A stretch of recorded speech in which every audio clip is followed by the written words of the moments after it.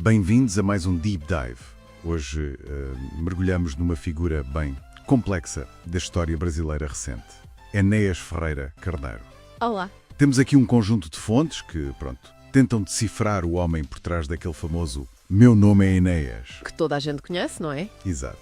A nossa missão hoje é ir além da caricatura. Tentar explorar o médico, o académico e, claro, o político nacionalista. Partindo daquela ideia, um bocadinho provocadora, de o maior presidente que o Brasil não teve. Exato. E Enéas é de facto um caso de estudo fascinante.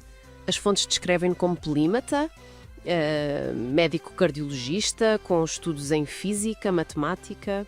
Impressionante. Sim, e que entrou na política aparentemente não por uma carreira, mas por um sentido quase de missão patriótica. Muitas vezes visto como excêntrico, claro. Sem dúvida. Mas as ideias dele, que na altura eram controversas, hoje parecem ecoar em alguns debates atuais. Quase um arquétipo do visionário incompreendido, ou talvez do crítico radical do sistema, não é? É impressionante pensar nessa trajetória dele. As fontes mencionam uma infância difícil no Acre, perdeu o pai cedo, trabalhos humildes. Sim, parece que essa luta inicial, moldou aquela determinação de ferro dele. E quem sabe a raiz do nacionalismo, aquela busca quase obsessiva por ordem, por soberania. Sem dúvida. E apesar das dificuldades, um intelecto notável. Era sempre o melhor aluno, segundo os relatos. Chegou ao Rio de Janeiro e conquistou o primeiro lugar em vestibulares super competitivos. Escola de Saúde do Exército de Medicina. Uau! Essa busca incessante por conhecimento, cardiologia, física, matemática, parece mesmo concretizar aquela citação dele: só o conhecimento liberta o homem. E o fascinante aqui, como as fontes sugerem, é como essa mente tão científica parece ter, bem, informado a visão política dele. É isso. A formação multidisciplinar dele levou a ver a nação quase como um sistema complexo, talvez um organismo, sim. Ele diagnosticava os problemas do Brasil, a dívida externa, a globalização, as privatizações, com uma lógica muito rigorosa. Vendo-os como ameaças à homeostase nacional, quer dizer, à soberania. Qualquer influência externa não controlada era, na visão dele, quase um agente patogénico a combater. Daí aquela intransigência toda. E essa abordagem depois reflete-se na carreira médica. Aquele famoso livro, O Eletrocardiograma. Absolutamente. Esse livro nasceu de um curso que formou, segundo as fontes, para aí 30 mil médicos. Tornou-se uma referência, a Bíblia do Enéas, como lhe chamavam. A sério? Sim. E a própria descrição que ele faz do SIG, como um rebento híbrido da matemática e da fisiologia, é muito reveladora. É giro isso? Mostra que ele via até a biologia através de uma lente de padrões lógicos, quantificáveis.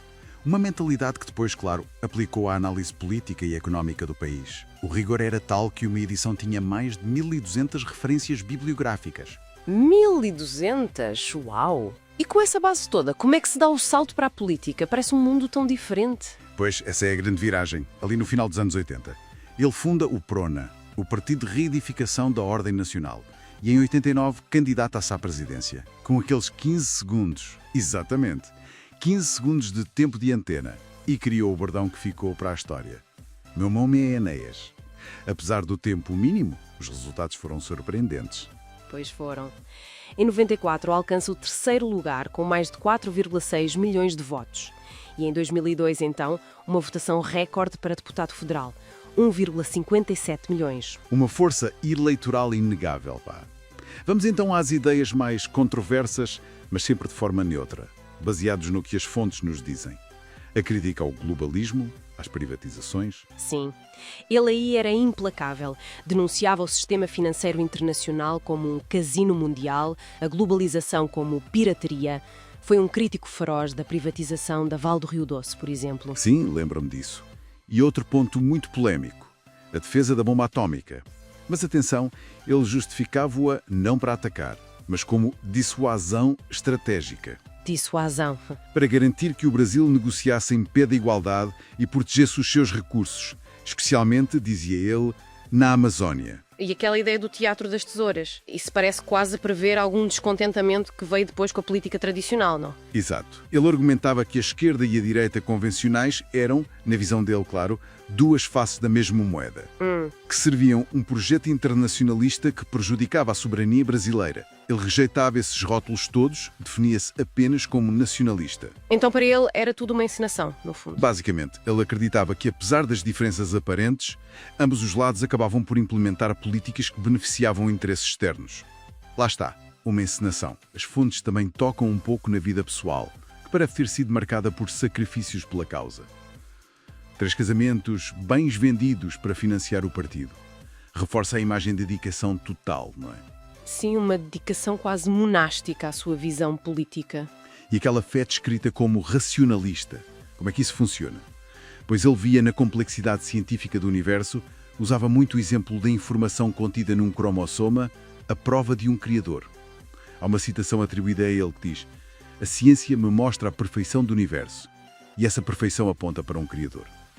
É curioso notar o contraste. Para os milhares de médicos que ele formou, era um mestre, uma figura reverenciada.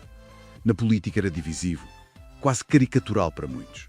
Parecem quase duas pessoas diferentes. Realmente, e isso diz muito sobre como a esfera pública e a política podem por vezes simplificar ou até distorcer figuras complexas. Pois podem.